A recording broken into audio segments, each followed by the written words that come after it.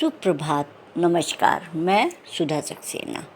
बालक जब जन्म लेता है तो वो अपनी छिपी प्रतिभाओं के साथ जन्म लेता है और प्रारंभ में वह माता पिता या प्राणियों के अपने परिवार के अधीन रह करके अपना विकास करता है।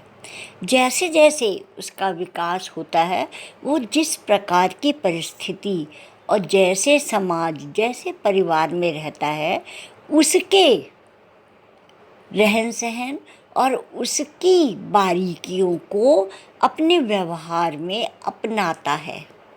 आइए आज इस विषय पर विचार करते हैं कि खुशहाली के लिए आत्म संरक्षण की विभिन्न तकनीकों को सीखना जरूरी है।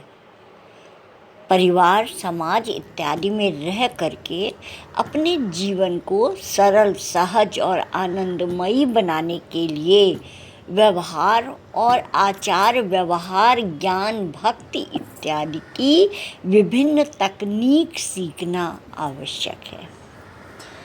भारत में प्रबुद्ध प्राणियों को द्विज कहा गया है। द्विज का अर्थ है 2 बार जन्म हुआ। एक बार अपनी माँ के गर्भ से पैदा हुए, वह अनजाने में हुआ। आपने ऐसा नहीं किया, प्रकृति ने आपके लिए यह काम किया।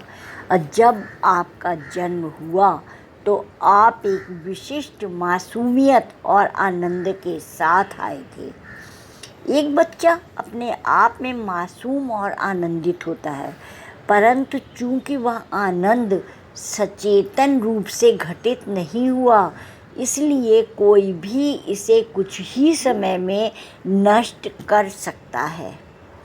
अतः हमें आत्म संरक्षण के लिए व्यवहार की, आचार की, कुशलता की आवश्यकता होती है।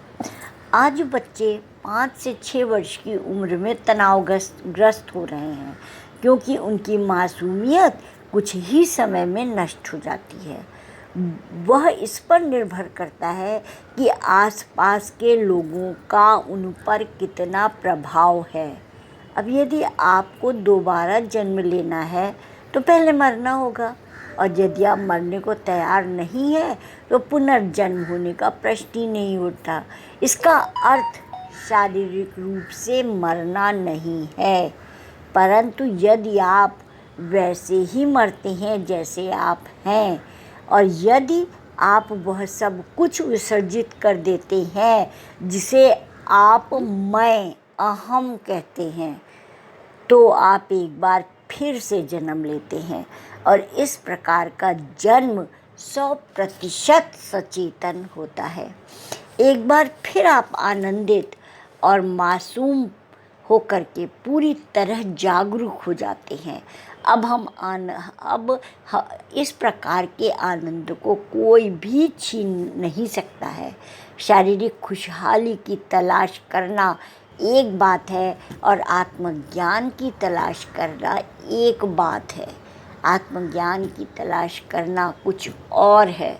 शारीरिक खुशहाली को बढ़ाने के लिए आपको आत्म संरक्षण की विभिन्न तकनीकों को सीखने की आवश्यकता है, और वह आत्म संरक्षण की तकनीक ज्ञान के द्वारा सर्वप्रथम हमें मिलती है।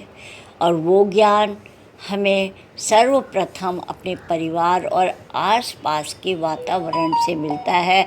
वो सुख दुख, जीवन के उन सुख दुख से मिलता है, और जब हम उन सब को सहने में समर्थ हो जाते हैं, समभाव से रहने लगते हैं, तब हम उस आत्म संरक्षण की तकनीक को सीख लेते हैं। और उसके लिए आवश्यक है कि हम मैं को छोड़ें। मैं का तात्पर्य है कि केवल अपने लिए ही सोचना।